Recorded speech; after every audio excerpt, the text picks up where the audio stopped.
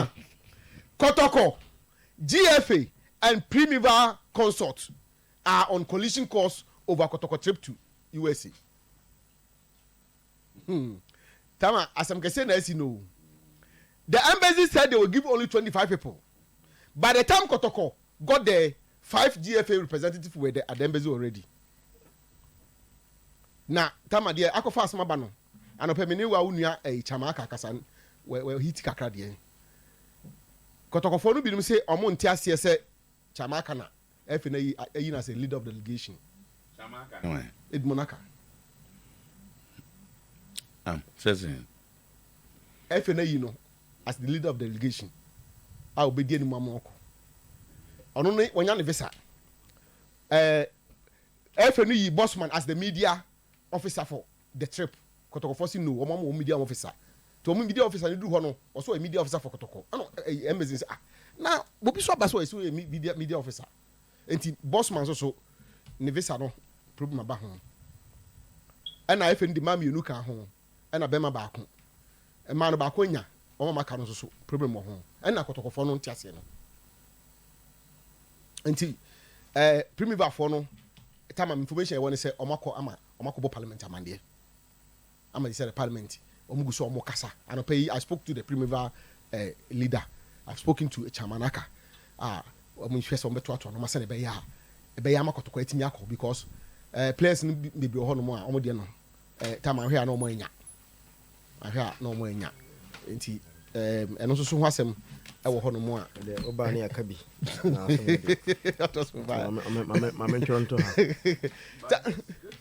Sounds Papa traveling to an interview. It sounded quite unusual because what I know is that Mutu Kwanse, you send the list.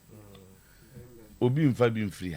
Nobody be free. Nobody free. So story Harry be at the war man story no na cheche bi. Because Mutu Kwanse now on one mission. Obi am funny baby GFA and the na Kotoko and the na Primival and the then are you going on the same course? That say Ghana Tourism Board na So Ghana Tourism Board will send the list. And the list did not involve the FA5, no? Yet they were there. So I'm saying that's not how visas are given. This is what I know too. Ghana Tourism Authority and the Parliament are mandate GFA to to organize the trip. Okay. Until GFA Bonanza. And now list biaru ebe between GFA and Kotoko because I say GFA Bonanza. That is why GFA will have the he say the you be malady because GFA organize a biaru mutu kwan biana as they do no mu you be malady. No, the any Ogobo Africa GFA na leader of the delegation. And that's why once you are traveling out. Yes. The GFA rep is the leader of the delegation. Internal, they will choose a BR Monaco to lead, And I know that the FA has strong say because because the media person as well. Media person, be. So FA bossman as the media person, me wa Kotoko so the media person. Na za Kotoko no, e bia for you know, Kotoko list we FA on kwa no. Obi ani edi ni so as a media communications manager. And to be a FA ni Kotoko mo ni bi and omo man Kotoko media bossman. The two of them no should. No, I'm saying that Kotoko etikro han media officer for Asante Kotoko. They don't have. But they have their media team. And good team. So they go to media officer, one get media team member. Oh, send your designation. So, but that person is not the media officer of Asante Kotoko. Let's get it. So any panel who can ask him, he's not the media officer. Yeah, but the FA cannot give a media officer to Kotoko. So I'm saying if you don't have, based on the Zaki token, if GFA has been asked to lead, and ideally they could have asked Kotoko say, but so only be there. But who is Kotoko's media officer? But so you ask them, then they tell whether we media officer. FA cannot on themselves. Do you have to go and ask somebody who is a media officer of Kotoko? They don't have. They have people who work behind the scene as media people. Organization there will be, but the media officer is one person, and they don't have. TFA now say you boss. Bossman. I mean, but I'm saying that the argument now the buy any can want them. Say one and Koto media officer no. minimum. I don't know. Oh my, yeah. But me, I think that Kotoko trip. Kotoko trips. You could lead ya because usually when you are leading the teams, you don't send people ahead of the team. So as I say, man say, some artists go African Cup. Nice as will be a leader of delegation. On a bet church and nipa and form uncle. A American tra. Nezi Kotoka so munyan kwa uncle from be leading one. Zach,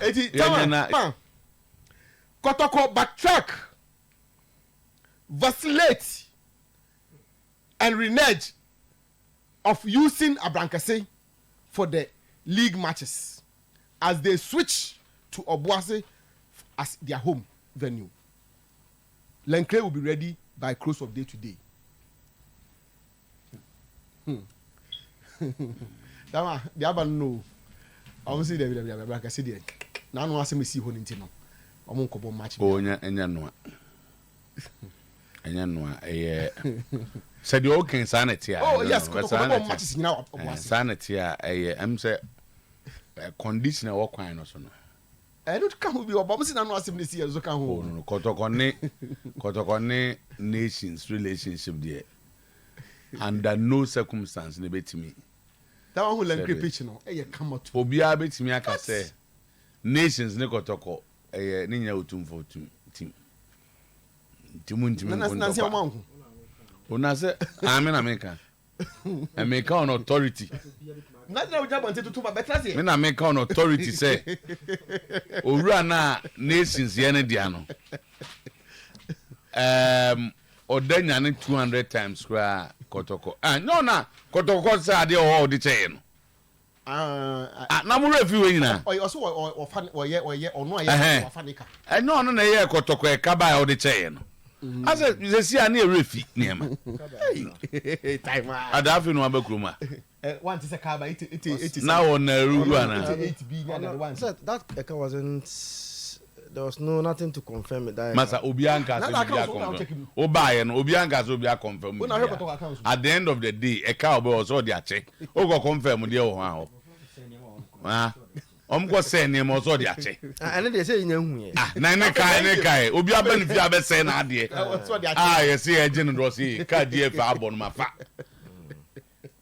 Nipa ya de am o sai na munya isa na hwana catch. I'm say Kotoko be comfortable because from Kumasi to Obuasi time I'm say about 1 hour thereabout then you are there. Kwan das. Oh, he said o my come pa na say me ko fa so no. Aba ya kwan no. O me fa so ma me ho to me pa manage ye. Enti no o kwa ombeko and with Kotoko crowd am say bia omenya moto kid kakra. Enti de ombeko Sebasi they are any team is the supporters. I team no kwa ka be ombebo board they are na problem. But whether your people can follow you in a certain way say ubenya omo support so the omo sipe. But Len Cley hasn't been a very good venue for Kotoko. In terms of resource. Asante good.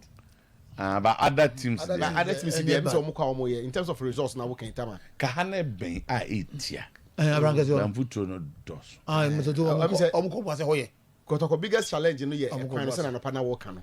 E kwan kakra na aka na do me kwakudu Abrankase ho no mo no. But Kotoko ball weekend you. Mewa. They are not playing this weekend. They are not playing this weekend. Into our next match be no. But the next game again is a home game. It's a home game and against Len Cley team no. Almo 2 home matches at once. Len Cley Young Apostles. But I know so eno by the time and even for what I'm hearing no the Len Cley stadium will be ready and by close of day I beat my host at least a league match. Into the special now we mo call Omako. For no more stadium, no matter. So Kotoko will ask them say, okay, you first be okay, we messing conquer. Then on the call. So in terms of club licensing requirements, that's always been the best. So more anywhere. But stadium should be maintained. Nessa is always there. Maintenance is key. Dressing rooms, because I'm maybe number 2 picture today where I say Len Cley funa I want to do one day one day so what do that paint one day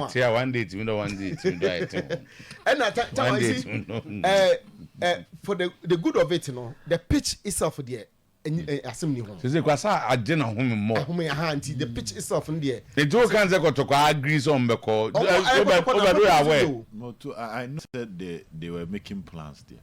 But as to some confirm the cause. It's They were conclusive. making plans. Baba, I know say it's to conclusive. Baba and Semono and SMP.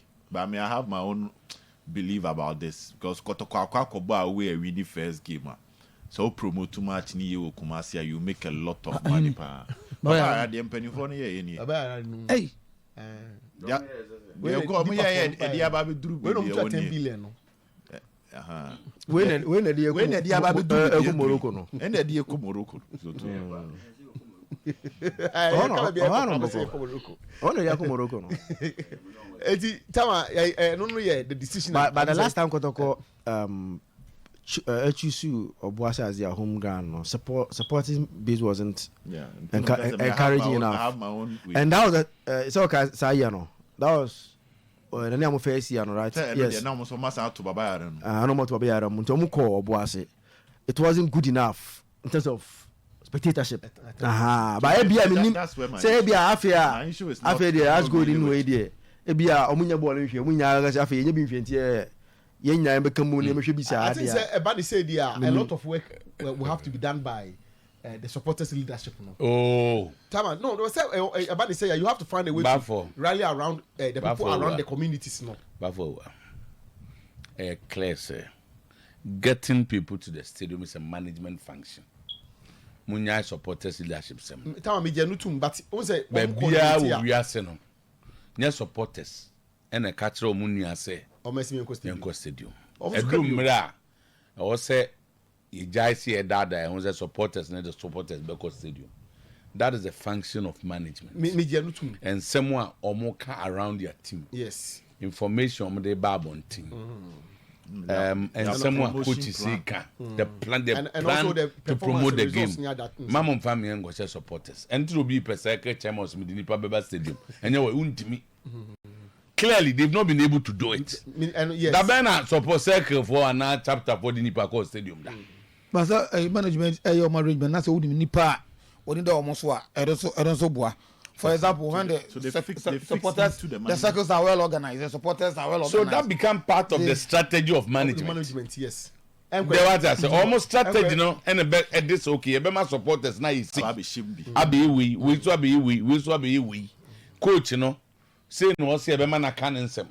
Say now we be that is a general plan.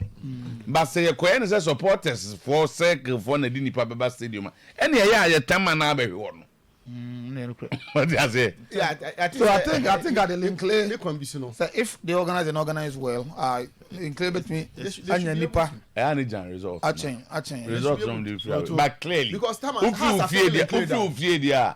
you won't get the numbers. I have my own opinion. And they say you are no home. Kotoko playing outside Baba because honestly, so put in top promotion plans. Now results nisu kuya. You stand a chance of having more people at the Baba than clearly and under the circumstances, no. See, I say Baba anyway. Baba abe problem. They are not free coaching. So open baby oboka kujina now here. Baba anyway obium. So and as they are car for na hiti go from be one month so should be na obebi na ja double league so. Calf then they say because to na mo here for calf. And a calf say wo you ba you. Yeah, clear. No, they say omo ye ni ye. Omo the 1 million ni ye. Also this kind of year. This kind of money na so money. Tama, the issue at House of Folk is gradually become a crisis. Me ne wo ka say coach na pamo Makarampedu efi team. And the issue ubeka ya omo wo program beka say also on fit team nim onye part of the program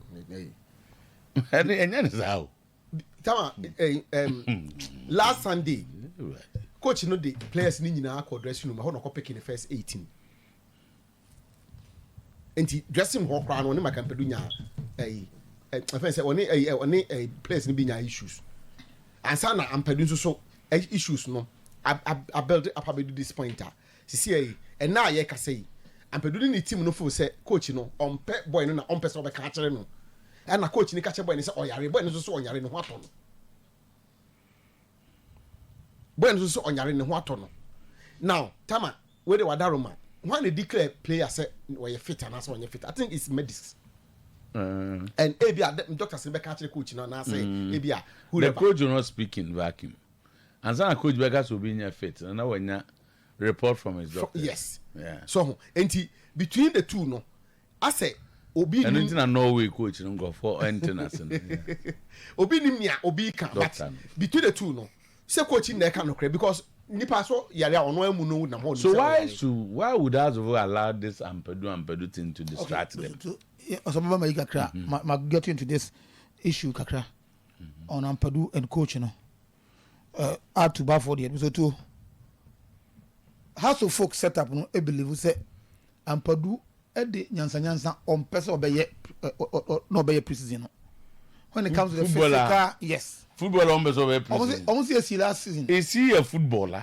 that's a good question on your preseason and you know do you come Kotoko exams nya mock yes is it proud to Kotoko Kotoko a game no ana no started report say oya malaria and you know Kotoko game we no so nya malaria what happens say to when the team doctors yes and after that no returning so omo agitum say he had malaria yes sir anybody oyare dia omujitum no me ba o so treat you aye and know say indeed our player had malaria and what no aye and you no na complain no you first complain to but there's o complain say so oyare na doctor for help na mpom so oyare na oyare na what to say malaria no nya test once and yet so they tested and realized he had malaria and the investigator said no complain say well I understand by this things are falling apart complaining you know the team didn't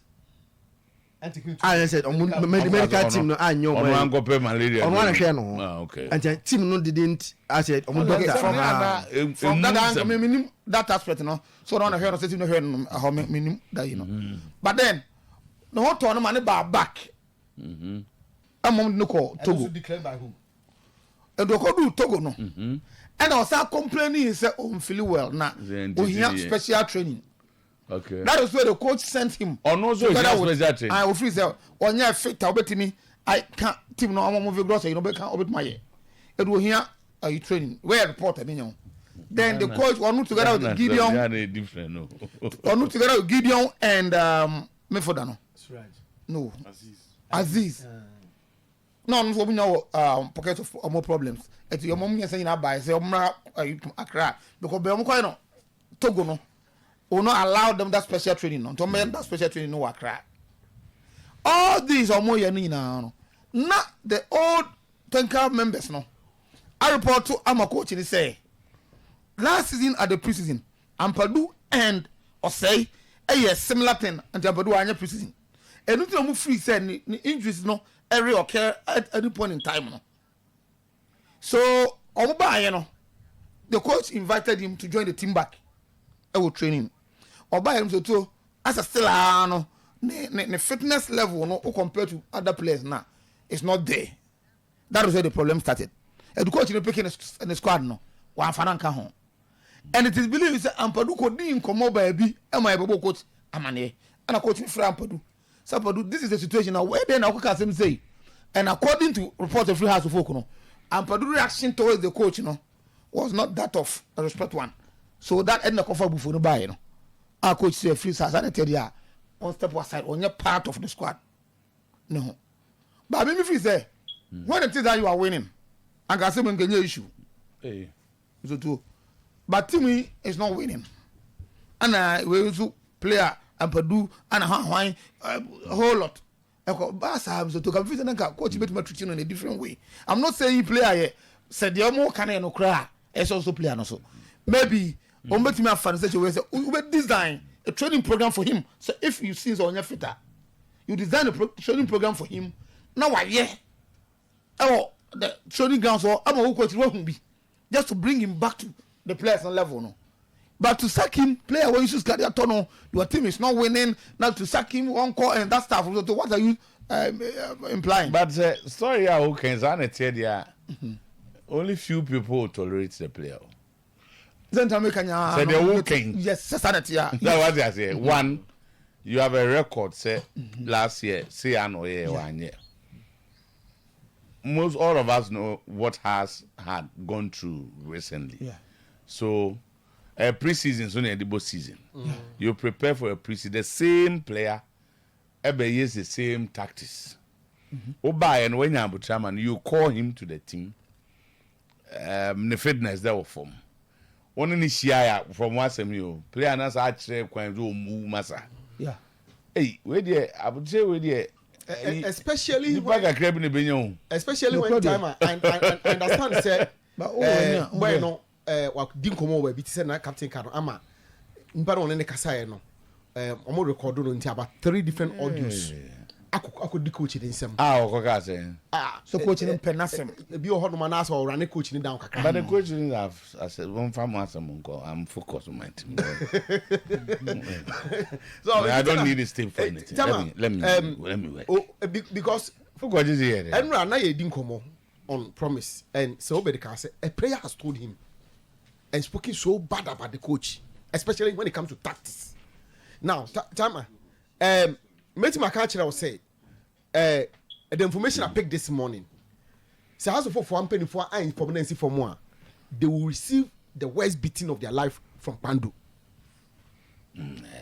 Tama, the players have spoken among themselves. And now, crowd not almost say one more, but they may picking to say, "Ebi akodi ombeko." The players no, almost say I'm coach and komunko. Hey, they do no. Etemika say it's becoming crisis. Enti who dey say I say when he say I say. Now as players, coach when on pay. I don't know. But Tama say, I don't me studio and Papa. Osi say has for penny for when he's talking about penny for no. How they resolve it on the onkasi new coach. But they should find a way to resolve it and start Uncle Pandu. Yes, sir. Ahwe ya. Ebi na house fugo ba na o ma chi plan moja tu. Jack. So Hey.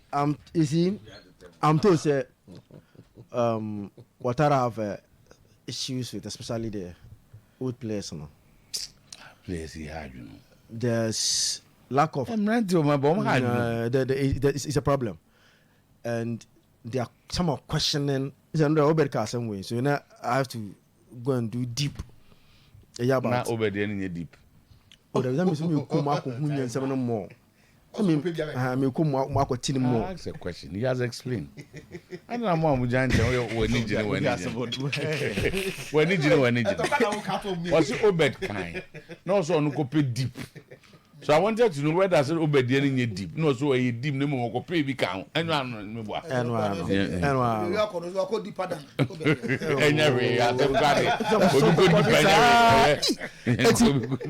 The news is that I say yes, they are questioning his style of play, tactics, and the things. They are not creating chances. Wait, we do the stage where the players everyone's out. So everyone's out. Say ball now, ball. They are not creating chances. Where players who players say ball. I'm creating chance. That's it. You pass ball and change. No one great here. And now I got the moment great. So coach style of play no tactics and the creative chance baba. What about creative chance? And see now what they are saying is that we are more natural wingers. And modern football born and the teams in Yami we say oh bah without those proper left other boss Las Vegas in there no 4-4-2 Premier League na the bone for no Las Vegas 4-4-2 or the Owe ni agwa to any no na ma eti or more wingers and without a winger to reduce opponent no to over struggle and the body there and so the winger a bit ma train you back every mo and he's struggling at least with that kind of a problem now so to who say ampedu who share issue only boss din koma send na muchichem no yes only na fall out big so get rid of him on a fall out big time get rid of him I'm in charge and Sunday for example mo wa no boy no pam refresh message go away I'm the coach and pam ampedu kra I'm the Say, coach. Don't come near the player. near the team. The boy no cut him no cry. It was the one on panel palm no say, hey, don't come near the team. But who say the oye nyano? Who say if you are getting results. Who say asemo en kenya issue bia o. Who be na no nko say baseka. Onko meka ampedu asem. Say only to me Baseke because you have touched one of their own. Tisana Baseke Shebed. So etina say oh sha. Who do we The obi am kase o. But why you know? You are not winning. You are not playing well. And in with the House of Folk team, they think say obi say ampedu. Last season, no one of House of Folk best players last season. And to a player that they think say last season no born one day. No ya now only know it's mu a on share the other one so mama on share you have problems it I think say Watara the star no any born na all born any I clear say coach ni dem say ye share ni maybe a coach from Ghana so oh say no cre fact is that apart from so ba kroma okon na kifese kaka no Kotoko kara no yenti Watara so coach be bia oh, Morocco. Oh, said no a technical director. Also, no technical director. No, I think say technical director and you know any coach. Oh, there be any coaching. The minister of football. So I know anything was no minister of football over there. On ABB or home there. But I think say by now I think say although trainer can be must be out. Must be thinking. I can be any. Oh, be. I can't make him. Oh, my man can buy. I can be. Oh, more. I'm in the film. Me say. I can't make him. You can't really make him. The almost starting to be coach. Almost starting to be coach. So I'm going to be coach. Boy, my video no. That trip now. The Odote bag that contained the document, Akambi's bag that contained the check and everything. But now, so almost say that trip no is almost failing. Masa, it's not confirmed that that trip no dey on by. And that trip no. That trip now it's almost failing. Until now they have to start thinking again as to the way forward. The Pebre Abamobu Watara. Kasabre na nke mu bi oba first ne ka say omunya abutre nka otwofufu atu yankwemu but yen na say obi awa ba bia so omunya abutre. Me Watara ba first no. Any new coach uzo omunya abutre. Mr. to Watara ba first obi ni mienu to aso no. Me na me ka kire obi aso omunya abutre na enya justify no ho. But so to this weekend against out of line so Wasara kire say o kire bibi o training grounds. So to me kire say training grounds no.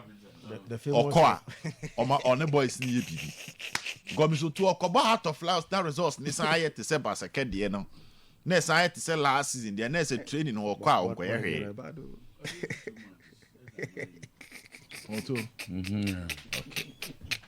Last thing has Brekum Chelsea 3-0. Has Brekum Chelsea 3-0. Has Eshebe United 3-2. Has She Nations FC. Has in penny for who says I born on the winning and your coach. And your coach in winning. Some matches me and Sana Watara winning. Has in penny for who is on the winning match and your Watara and winning. Nations Bechim. Any you can't say any Brekum Chelsea. Cause no one who say Wamujaya. We need to win back also say Besati Afaso. They said you make Jan son one Casanya Bibi. They so to training honor. And so ye Bibi na you and improve how to folk compared to the house near who against Baseke. Compared to the house or the year last season. Right. So when Timia Yanesa na house Bejina Park and so near who improvement there. Nani a domanu ebeba so na be chen anu bia. That is my point. I will still say they should give him time. It's just one game. Maybe he can turn things around. He will. But as I saw my signals of the things you are going to turn. Because Heart of Lions will too, it's not an easy game.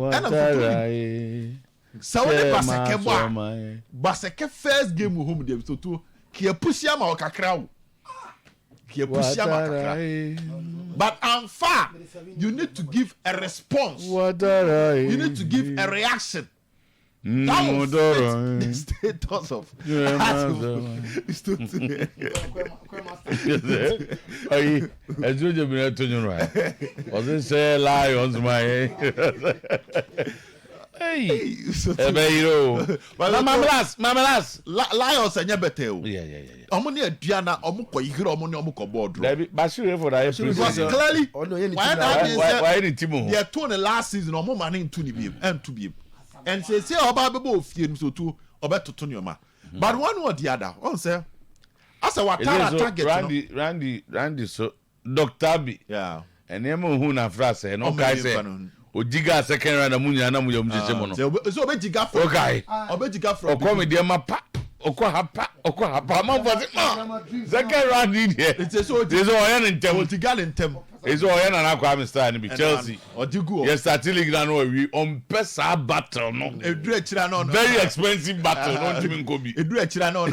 Na mam sto to de hu na say it looks like another meeting watara interview bi. But to was the target in here. Say the 2 last season e been 2 bi mo. No paring. And then he started to avoid relegation. Me to and Osaka has league no. Omo nyambe ho. Mo to Osaka has nyambe league no. That's it okay na no kre. Enti ebia behind the scenes. Yeah, he sees there success there cause to his sanity. That is good, but you see at the moment basic issues like coaches any player Kotoko we see those things o me league and the all can the sanity and so to when or make his statement you know has in penny for one or the other. I said, almost so canning in any line of it. It has a cheat for who is a feeling no over on penny for not just to say relegation on person avoid it. Coach Neka, penny for Neka, Cosca. Okay, and now Ogakra, I mean, you will name it. Tassel over Tenedus money. Nana Odosafu go to status committee over Tenedus money against Lagos cities. And it Tenedu. Kotoko Tenedu. Tinedu and Tinedu. I think it's Tinedu. Okay, on now then tassel over his money. Yeah, tassel over his money. Saying, say when say a Lagos cities for no. Of Jennifer Ebony for her. I would do a bonny here. And your friend I would do. Yeah. And I'm say 50-50. Kotoko Jessica Nina, but Lagos cities for Ebony for the Mao. And now no do so for showcasing. This year they were I out the moment I contacting and no do Safu to help. And so so be. Also all kind na you need interest. You need interest. Oh, on them say. Na you into okay. So Tine do know how Ebony player. And no transfer ma Lagos cities. And Lagos cities and 50-50 onward agreement. Okay, so Ena Kotoko acquire the services of Tinedu from Lagos cities. And information tells Kotoko has fully paid. According to Ebony Fono, almost say almost contact on me Kotoko. I can't remember so much. Okay. Now Tinedu nano will be home. I don't remember. Okay. Until that's fine. Someone said I know do the wa we nipa no. Enti obetuma ma story no mu ye kakra ne. Me ko yo be ka se fam ho ben. Ti me nko frɛ no. Eno abe. Me oba bia be me ko akopɛ ma se. Akopɛ wa asem na. Be ka se fam ho ben. Ya nyana chairman no. If no. House of Folk don't pay 3,000 American tea. Tell me to aso. If House of Folk don't pay 3,000 to do back to the sender, they will go to relegation. Because W. Tano has buried their JC. But for course you declares. And if you listen to the audio, you're loaded. Very, very loaded. In some woman, no. Tamanya some ketwa. In some papa na brush go pa de. In some mood do papa no pay me friend me nyano. but I was still trying. Papa Bear. But for course you. Bogot you on one. I'll see a friend. Oh, I don't know. No, see the Alexander. They be soon. There be Alexander. There's another person. No, then maybe I thought one. maybe on your CEO, because CEO there. I swear for course you. That's one. About for what say? But for Omo known CEO Alexander. General manager Alexander Baby Ana. Abibio. Oh, so General manager Evans. The one boy be Evans in Sunyani. One By general any manager. case, story no create here ding. And yet why na kasa? Why na kasa? I had the name. I wonder why I Okay. asked. Div Akwaba. Never. Naboko there. Yesu adumo. Okay. Express